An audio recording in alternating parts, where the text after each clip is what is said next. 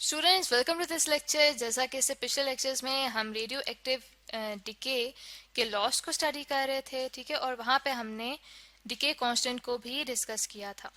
तो स्टूडेंट्स, जो decay constant है ये हर एलिमेंट के लिए फॉर ईच एलिमेंट इसकी खास वैल्यू होती है। तो यहाँ पे दैट मीन्स कि हम लिख सकते हैं कि for each element particular value particular particular value of lambda होती है, ठीक है।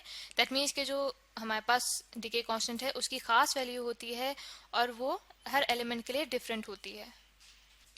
तो स्टूडेंट्स, यहाँ पे भी हम देखते चलें कि अगर हमारे पास जो डिके कांस्टेंट है उसकी वैल्यू ज़्यादा होगी तो जो हमारे पास rate of disintegration of atoms है वो भी हमारे पास ज़्यादा होगा, ठीक है।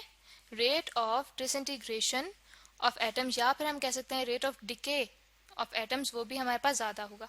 तो ये जो हमारे पास डिके कांस्टेंट है इसको हम दो तरीके से डिफाइन कर सकते हैं।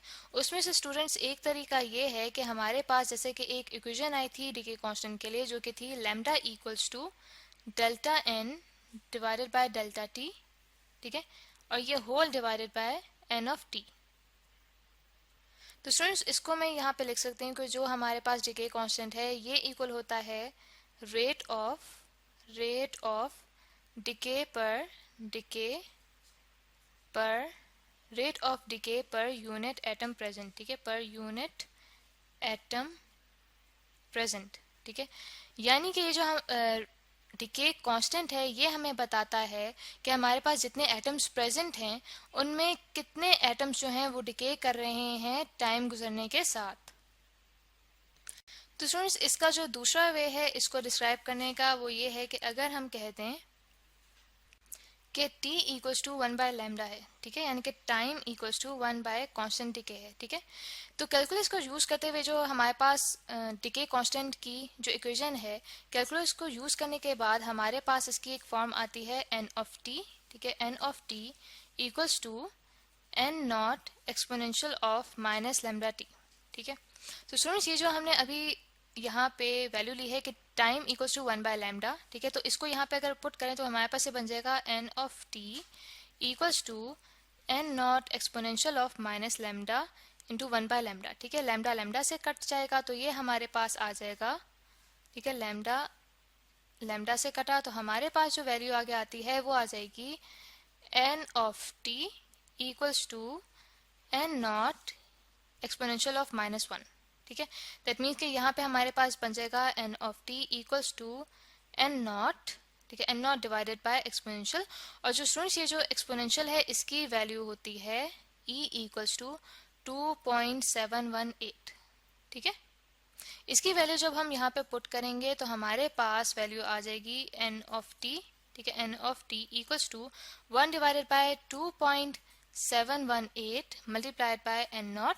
और ये जो 1 डिवाइडेड बाय 2.718 होता है इसके हमारे पास वैल्यू आती है 0.368, ठीक है, इनटू n नॉट। तो स्टूडेंट्स, इसको हम अप्रोक्सीमेटली लिख सकते हैं n of t is approximately equal to 0.37, ठीक है, 0.37 n नॉट, ठीक है।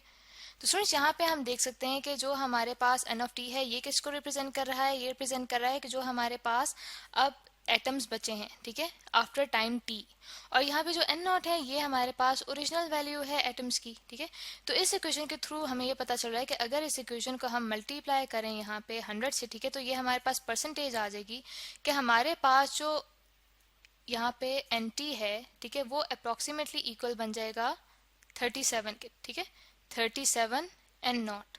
इससे मुराद ये हुआ है कि ये जो हमारे पास n ऑफ t है जो कि शो कर रहा है कि कितने एटम्स हमारे पास बचे हैं, वो ओरिजिनल एटम्स n नॉट के मुकाबले में सिर्फ 37% बचे हैं हमारे पास, ठीक है। तो स्टूडेंट्स, यहाँ से जैसे कि हमने स्टार्ट लिया था कि जो हमारे पास टाइम t है वो इक्वल है 1 बाय लैम्डा के, ठीक है। दैट मीन्स कि जो लैम्डा है जैसे हमने कहा कि ये डिके कांस्टेंट है तो ये हम कह सकते हैं कि ये रेसिप्रोकल है उस टाइम का, रेसिप्रोकल ऑफ टाइम, ठीक है, उस टाइम का ये रेसिप्रोकल है जिसमें number of atoms of radioactive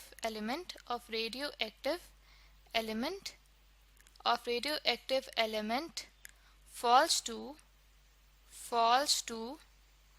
37% of original value, ठीक है, of original value, ठीक है। तो स्टूडेंट्स इसको मैं दोबारा रिपीट कर दूं कि हम डिके कांस्टेंट को दूसरे तरीके से इस तरह से एक्सप्लेन कर सकते हैं कि रेसिप्रोकल होता है उस टाइम का जिस टाइम में नंबर ऑफ एटम्स एक रेडियो एक्टिव एलिमेंट के इतने कम हो गए हैं कि वो ओरिजिनल वैल्यू के 37% तक कम हो गए हैं। तो आई होप स्टूडेंट्स कि आपको ये लेक्चर अच्छे से समझ आ गया होगा जिसमें हमने डिके कांस्टेंट को 2 मेथड से एक्सप्लेन किया है।